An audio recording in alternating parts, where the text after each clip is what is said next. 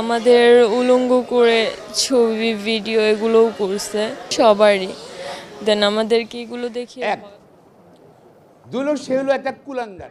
আসসালামু আলাইকুম দর্শক, দেশ ও দেশের বাইরে থেকে যারা এই মুহূর্তে আমার ভিডিওটি ওপেন করেছেন সবাইকে অসংখ্য অসংখ্য ধন্যবাদ। দর্শক, প্রথমেই আপনারা দুইটা স্কিপ দেখেছেন ভিডিওর। এখানে খুবই গুরুত্বপূর্ণ একটা ভিডিও হতে চলেছে। দর্শক বন্ধুরা, আপনারা প্রথমেই যে ভিডিওর অংশটা দেখেছেন সেই অংশটা হচ্ছে যে একটি মেয়ে এবং দুইটি ছেলে, তারা ফ্রেন্ড অথবা তারা একজন বয়ফ্রেন্ড প্রেমিকা আর একজন তার বন্ধু। তারা সন্ধ্যে 7টা বাজে মধুসিটি গার্ডেনের ভিতরে যায় এবং সেখানে গিয়ে তারা আড্ডা মারতে থাকে।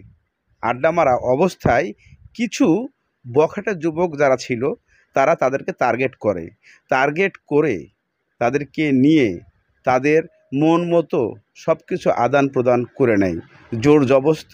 মেয়েটি বলছে যে আসলেই বাস্তবত সে জোর করেই তার সাথে সব কিছু করা হয়েছে, কিন্তু প্রশ্ন এখানেই রয়ে যায়।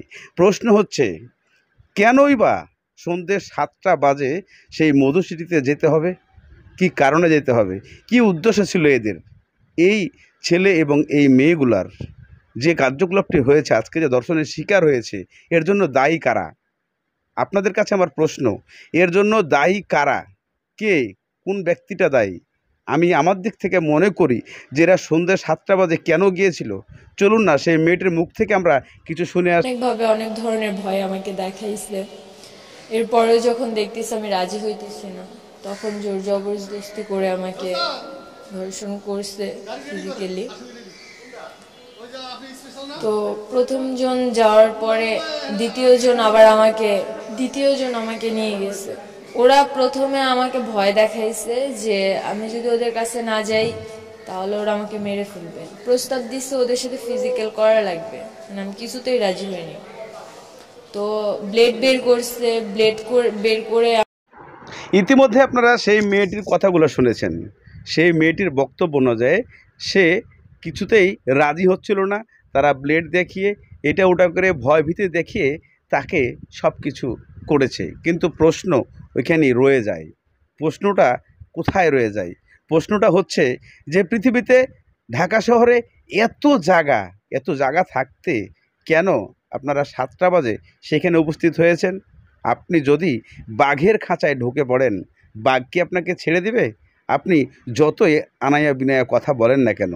চলুন বাকি অংশটুকু আরেকটু দেখে ওরা আমাকে এটাও বলছে যে তুই যদি আমাদের কাছে না আসিস তোর ফ্রেন্ডদেরকে এখানে মাইরা ফালাই রেখে চলে যাব, তোদের 3জনকে মাইরা এখানে পুঁতে রেখে যাব।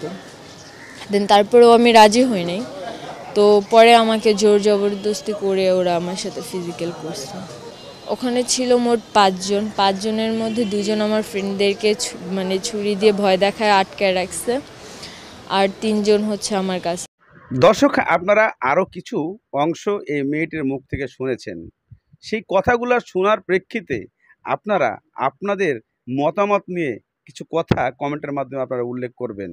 আসলে আমি মনে করি আমার দিক থেকে যে বলেছিলাম যে বাঘের খাঁচায় যদি আপনি ঢুকে পড়েন, বাঘ কখনোই আপনাকে ক্ষমা করবে না।